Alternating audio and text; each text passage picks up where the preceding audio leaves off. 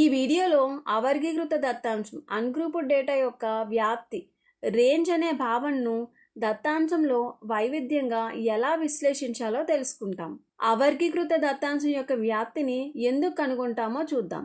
ఇక్కడ హరి అనే వ్యక్తి హృదయ స్పందన పరీక్ష గురించి ఆసుపత్రికి వెళ్ళాడని అనుకుందాం. అతని శరీరానికి కొన్ని ఎలక్ట్రోడ్లు అమర్చారు. ఇప్పుడు అతని హృదయ స్పందన నమోదు చేయబడుతుంది. ప్రతి గంటకు ఒకసారి అతని హృదయ స్పందన నమోదు చేస్తారు.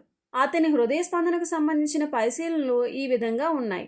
ఈ హృదయ స్పందనను నిమిషానికి స్పందనల సంఖ్యగా కొలుస్తారు.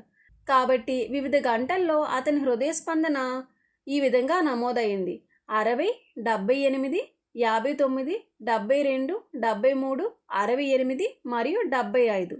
ఇప్పుడు వైద్యులు తన పరిశీలన కోసం వచ్చిన నర్సును కొన్ని ప్రశ్నలు అడిగారు. నర్సు నమోదు చేసిన అన్ని హృదయ స్పందన విలువలను అడిగేంత సమయం వైద్యుడికి లేదు. కానీ ఆయన మీరు సేకరించిన దత్తాంశం యొక్క వ్యాప్తి ఎంత అని అడిగారు. ఈ ప్రశ్నకు సమాధానం చెప్పాలంటే దత్తాంశం యొక్క వ్యాప్తిని కనుగొనాలి. వ్యాప్తి అంటే ఏమవుతుంది మనకి? వ్యాప్తి రేంజ్ ఈజ్ ఈక్వల్స్ టు అతిపెద్ద విలువ మైనస్ అతి చిన్న విలువ.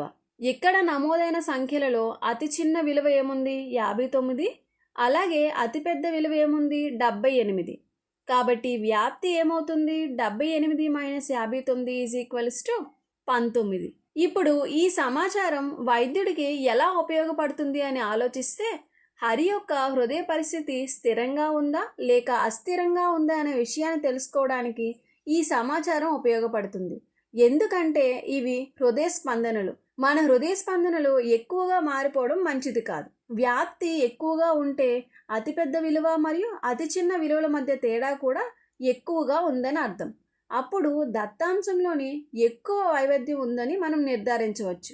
ఇక్కడ హృదయ స్పందనలను నమోదు చేస్తున్నందున వైద్యుడు హరిని మరింత పరిశీలించాల్సిన అవసరం ఉందని భావించవచ్చు. ఎందుకంటే అతని హృదయ స్పందనల వ్యాప్తి 19గా ఉంది. అయితే ఇప్పుడు హృదయ స్పందనల దత్తాంశం ఈ విధంగా ఉందని అనుకుందాం: 70, 72, 73, 69, 71, 70 మరియు 72. ఇప్పుడు దత్తాంశం యొక్క వ్యాప్తి చూద్దాం. ఇక్కడ చూసినట్లయితే అతి చిన్న విలువ ఏముంది? 69. అలాగే అతిపెద్ద విలువ ఏముంది? 73. అందువల్ల వ్యాప్తి is equals to 73 minus 69 is equals to 4. వ్యాప్తి ఎంత వచ్చింది? 4. ఇప్పుడు ఈ వ్యాప్తిని చూసి వైద్యుడు హరి యొక్క హృదయ స్పందన స్థిరంగా ఉందని నిర్ధారిస్తాడు. ఈ విధంగా అవర్గీకృత దత్తాంశం నుండి వ్యాప్తిని గణించడం ద్వారా దత్తాంశంలో ఎక్కువ వైవిధ్యం ఉందా లేక తక్కువ వైవిధ్యం ఉందా అనే విషయాన్ని తెలుసుకోవచ్చు. దత్తాంశం యొక్క సందర్భాన్ని బట్టి ఎక్కువ వైద్యం అవసరమా లేక తక్కువ వైద్యం అవసరమా అనేది మారుతూ ఉంటుంది. మనం ఏం నేర్చుకున్నాం? అవర్గీకృత దత్తాంశం యొక్క వ్యాప్తిని గురించి. వ్యాప్తి ఈజ్ ఈక్వల్స్ టు అత్యధిక విలువ మైనస్ అత్యల్ప విలువ. వ్యాప్తి రేంజ్ అనేది దత్తాంశంలోని విలువలు ఎంత మేరకు వ్యాపించి ఉన్నాయో తెలిపే ఒక సరళమైన వ్యాపనమానం. ఇది దత్తాంశంలో ఉన్న వైవిధ్యాన్ని అర్థం చేసుకోవడానికి సహాయపడుతుంది. వ్యాప్తి ఎక్కువగా ఉంటే దత్తాంశంలోని విలువల మధ్య తేడా ఎక్కువగా ఉందని అర్థం. వ్యాప్తి తక్కువగా ఉంటే దత్తాంశంలోని విలువలు ఒకదానికొకటి దగ్గరగా ఉన్నాయని అర్థం. దత్తాంశం స్థిరంగా ఉందా లేదా ఎక్కువ మార్పులకు లోనవుతుందా అనే విషయాన్ని తెలుసుకోవడంలో వ్యాప్తి బాగా ఉపయోగపడుతుంది.